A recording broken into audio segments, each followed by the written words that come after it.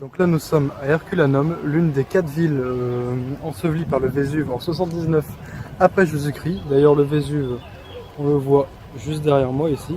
On n'a pas pu y aller parce qu'il y a un incendie dessus, mais c'est assez inquiétant parce qu'on l'entend gronder à peu près toutes les heures, donc c'est très inquiétant.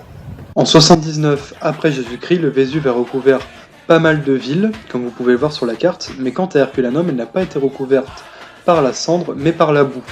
Ce qui explique son état de conservation exceptionnel. Ok, donc là on est dans une sorte d'habitation, avec des colonnes et un jardin. Alors on pense que c'était une ancienne villa, mais on n'en est pas sûr. Et dites-vous bien que tout ça, ça a un peu moins de 2000 ans. C'est vraiment génial. Dans un état de conservation parfait. On voit encore les stries et tout. C'est vraiment fini. On a l'impression d'y être. Alors là, on va encore rentrer dans une pièce où il y a du lourd. Regardez un peu ça.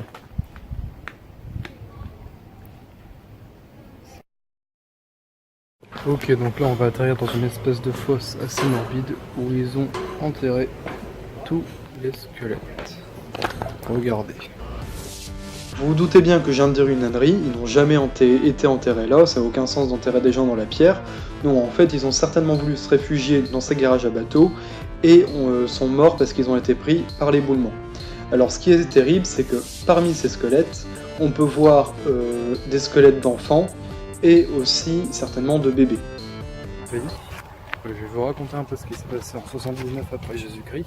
Donc en fait, au moment où le volcan a commencé à se réveiller, il y a eu des tremblements de terre qui ont averti les nobles, qui eux étaient instruits, donc ils savaient quoi faire. Donc ils sont partis avec leur bateau et ils ont laissé les plus pauvres, les esclaves, les femmes ici.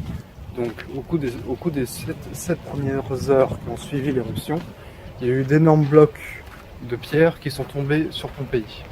Ensuite, il y a eu des blocs un peu plus noirs, qui mesuraient environ 3 mètres, et des petites pierres qui ont abattu la quasi-totalité des toitures et ont fait effondrer beaucoup de maisons. Donc il y a déjà eu beaucoup de morts. Ouais, alors en fait j'ai encore dit une ânerie. Hein. Je devais être complètement con quand j'ai tourné ça.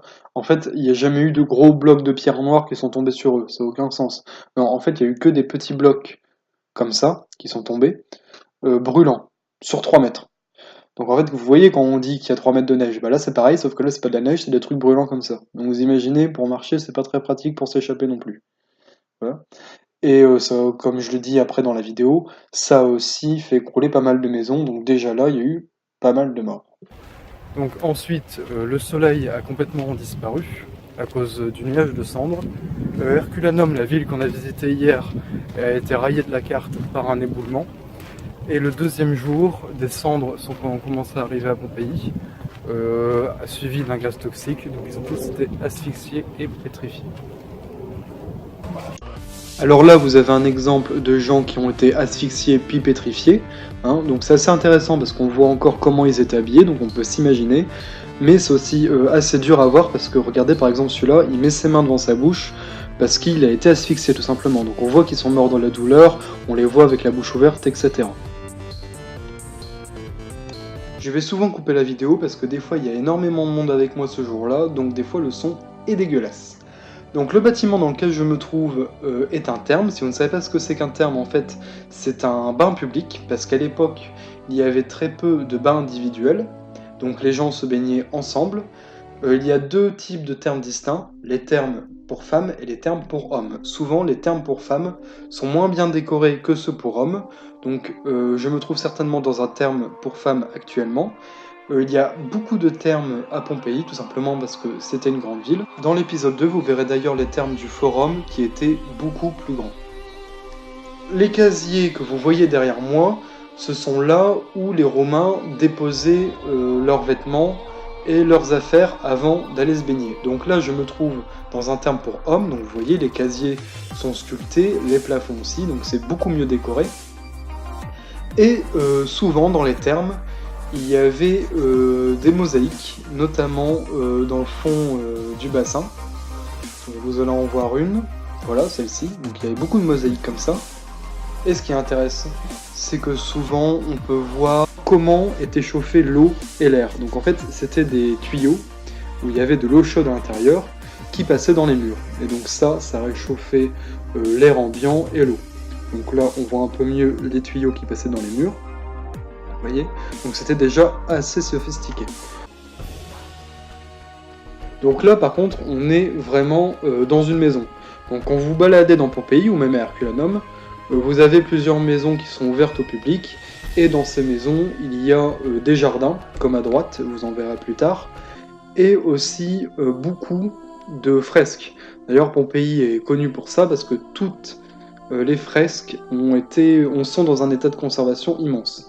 Donc vous voyez, là, on voit encore les couleurs, etc., les dessins. Donc là, c'est à la caméra. Mais je peux vous dire qu'en vrai, on voit vraiment encore pas mal de détails. Et si c'était restauré, ça serait vraiment un véritable musée à ciel ouvert. De toute manière, c'est un musée à ciel ouvert. Et donc, on peut, pareil, s'imaginer à quel point les maisons étaient luxueuses. Donc là, cette fois-ci, il ne s'agit pas d'une maison, mais d'une école publique. Donc vous voyez, même les écoles publiques étaient richement décorées. Je vous la présenterai plus tard dans la vidéo.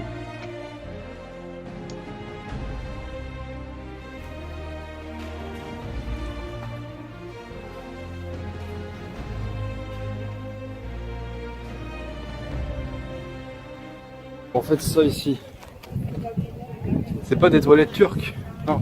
En fait, c'est une sorte, c'est des jarres en fait, où ils mettaient toutes sortes de boissons. Donc en fait, les commerçants, etc., ils pouvaient vendre des boissons chaudes, des jus, etc. C'était un petit snack, quoi. C'est le premier snack. On a vu tout à l'heure, c'est une école, une vieille école romaine. D'ailleurs, ici une dalle qui parle de l'empereur Augustus.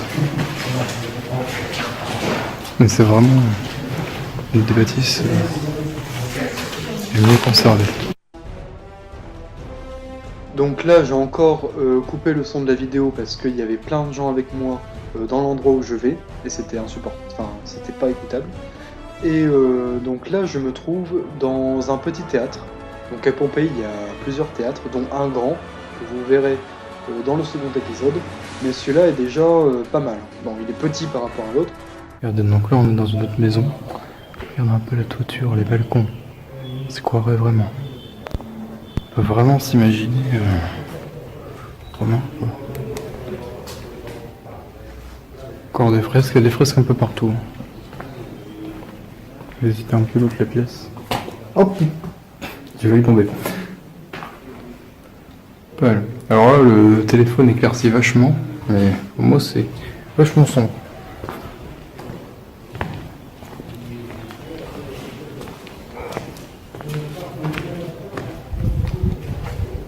On est sur une espèce de petite place, bon pas très bien conservée, absolument énorme, mais il fait très chaud. Et vous voyez derrière moi un petit peu le Vésuve. Donc il est quand même assez loin, hein, donc la cendre elle a fini. Ouais, donc je voulais vous expliquer tout à l'heure les squelettes et tout. Évidemment ils n'ont pas été dans une position et les classifier tout de suite. En fait ils sont d'abord morts, comme ils étaient morts ils sont restés dans la même position. Et au fil des jours, la cendre, elle les a calcifiés. Ça s'est pas fait comme ça. Ah là, Jésus, on voit bien. C'est magnifique. Franchement, je suis un peu deg de ne pas être monté dessus. Et sur cette place, il y a un élément central, c'est ce cheval.